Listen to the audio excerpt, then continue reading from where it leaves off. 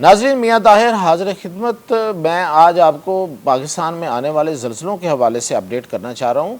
کراچی میں رات سے زلزلوں کا ایک سلسلہ شروع ہوا ہے۔ رات کو 2 زلزلے آئے اور آج اب تک 5 دفعہ زلزلہ آ چکا ہے۔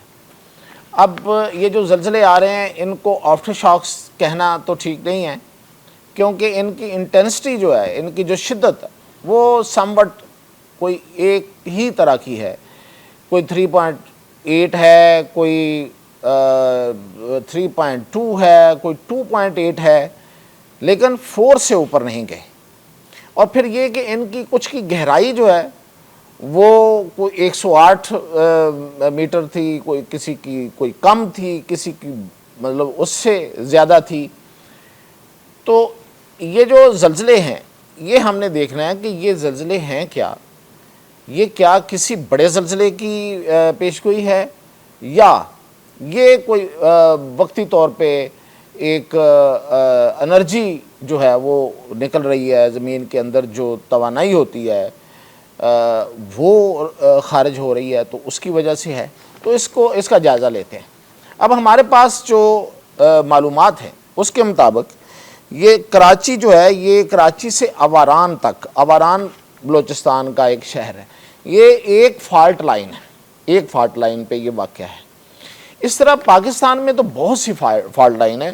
میں آپ کو بتاؤں کہ پاکستان کا جو رقبہ ہے وہ 7,96,000 مربع کلومیٹر ہے، تو اس میں ہزاروں فالٹ لائن ہیں، اتنے سے رقبے میں ہزاروں فالٹ لائن ہیں، کراچی سے خیبر تک، اور پھر پورے پاکستان میں۔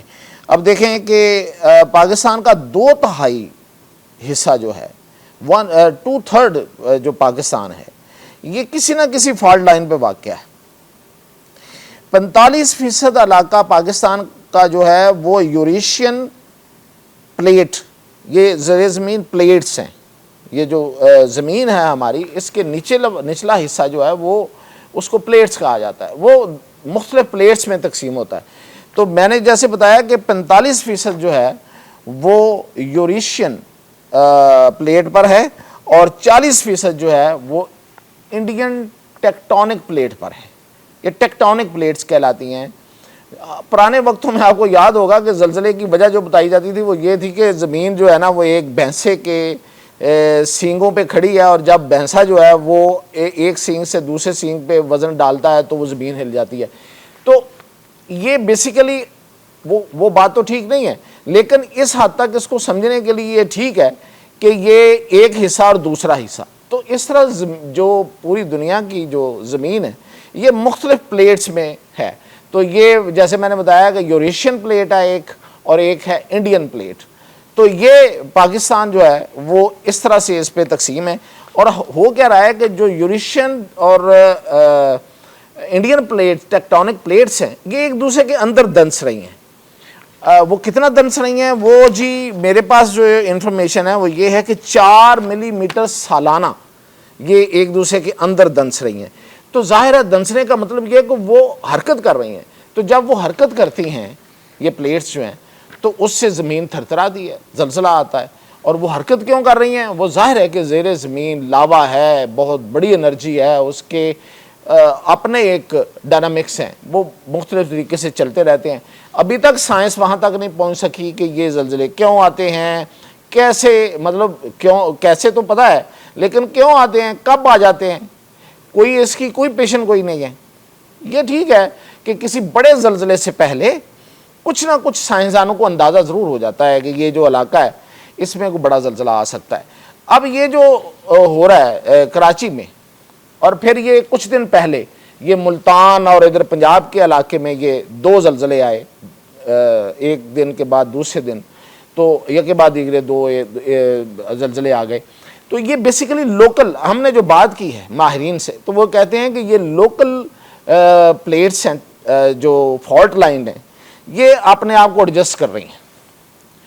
اب یہ ایڈجسٹ کر رہی ہیں اور وہ ان کو پوری طرح یقین نہیں ہے۔ وہ کہتے ہیں کہ 2 طرح کی چیزیں ہو سکتی ہیں۔ ایک یہ ہوتا ہے کہ یہ جو لوکل فالٹ لائن ہوتی ہیں، چھوٹی فالٹ لائن، جس طرح میں نے یہ کراچی آواران تک ایک فالٹ لائن ہے، اسی طرح اور بھی فالٹ لائن ہے، میں آپ کو بتا دیتا ہوں، جیسے کہ गोटकी सखर नवाबशाह, ये एक फॉल्ट लाइन है सिंध में।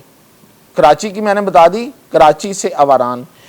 सिंध में दूसरी है गोटकी सखर और नवाबशाह। पंजाब में चोलिस्तान बहावलपुर रियासत, ये एक फॉल्ट लाइन पर वाक़या है। खैबर पख्तूनख्वा में जनूबी और शुमाली वज़ीरिस्तान एक फॉल्ट लाइन पर है। बलूचिस्तान में डेरा बुगटी पूरी की पूरी जो है वो एक फॉल्ट लाइन है। आपको पता है डेरा बुगटी, वहाँ गैस निकलती है उस पूरे इलाके से, हमारी बड़ी गैस हमने इस्तेमाल की है। आज़ाद कश्मीर का पूरा जो है, पूरा आज़ाद कश्मीर जो है वो फॉल्ट लाइन पे वाक़या है। और इसके अलावा इस्लामाबाद जो है वो इंतहाई ख़तरनाक फॉल्ट लाइन पे वाक़या है।